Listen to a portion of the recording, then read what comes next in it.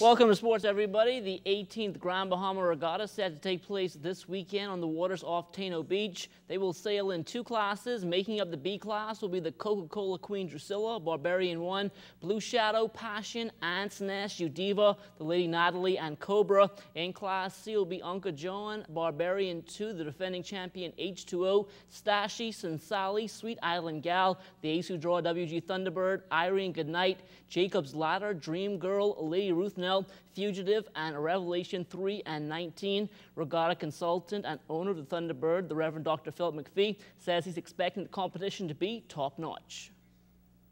Certainly is going to be very great, especially in the C class and also in the B class. For the first time, you're going to have probably 7 of the top B class actually sailing against each other. Basically, the only 2, maybe 3 major B-class boats that will not be there is the Sonia, which is the defending champion, and the Susan Chait and the Lonesome Dove. The boats leave tomorrow around 12 o'clock, and we hope to be there. The skipper's party is on Thursday night, and then sailing starts first thing on Friday morning. Now, in the past, Grand Bahama had some problems pulling off a regatta every year, and so Rev is excited to have them as a part of the 2012 sailing calendar. Our nation needs not only a spiritual uplift, we certainly need a social uplift, where Bahamians can really get together with other Bahamians and non-Bahamians and tourists, and in an atmosphere of peace and tranquility and a sporting atmosphere also. They're coming from just about all of the family violence for the first time in a long time to congregate on Grand Bahama for basically a national regatta. Well, the New Province Softball Association continuing with its best-of-5 ladies semifinals last night at the Blue Hill Sporting Complex. The wide-shipping Wildcats needed a win to claw even in their series with the Bomber G Operators. The Operators, meantime, looking to maneuver their way back to the championship. Charles Fisher was at the park for Game 4, and he tells us that this one turned into an instant classic. And the Wildcats leaving nothing to chance in this one came out hurling. 4-2 Operators, perfect bunt by the Wildcats. She's out at first, but the run comes across. 4-3 now the score. Runners on second and third, 2 out. Operators threatening, forget it, swing and miss, still 4-3. Once again, runners on second and third, 2 out. Mary once again works out of the jam, pop-up style. Desiree now into pitch, run on first.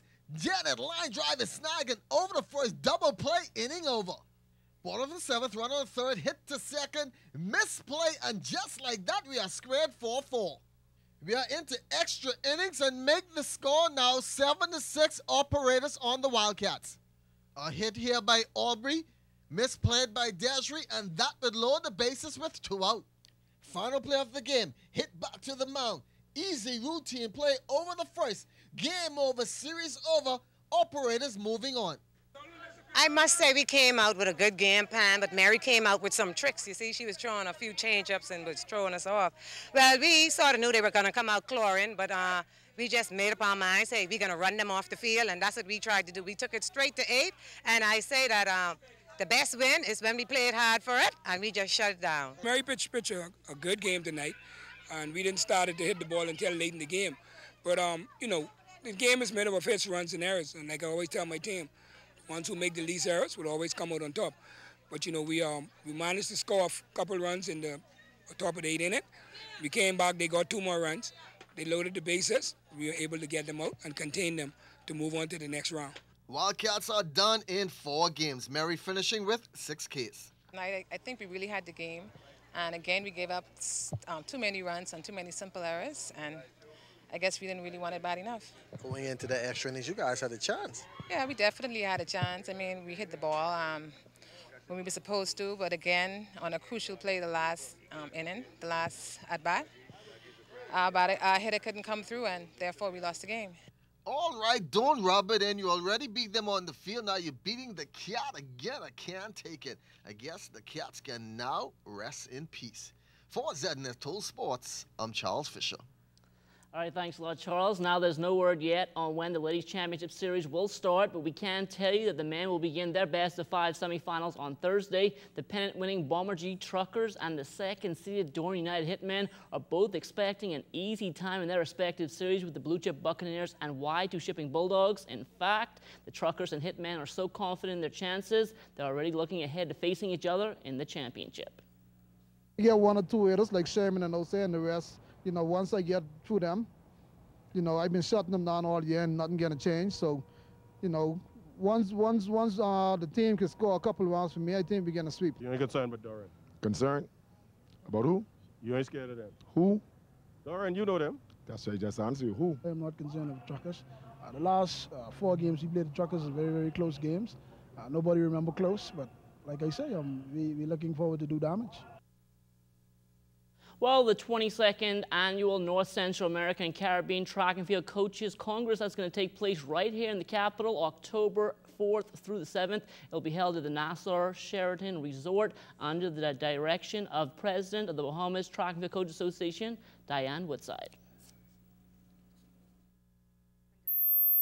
Such as sprints, hurdles, jumps, throws, and distance. So as a special guest speaker, this year we're going to be talking about coaching ethics.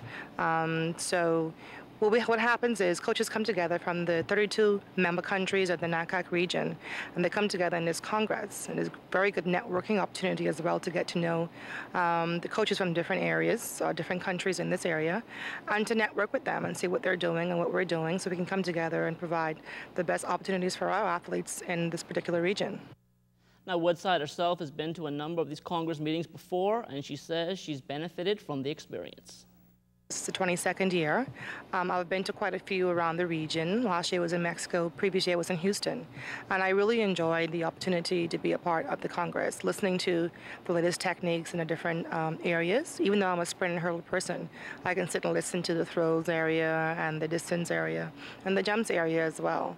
So definitely it was an opportunity for me to get to know different coaches. And as I travel through the Caribbean and through the world, I get to see the same coaches over and over again. So it's a wonderful opportunity to be a part of it.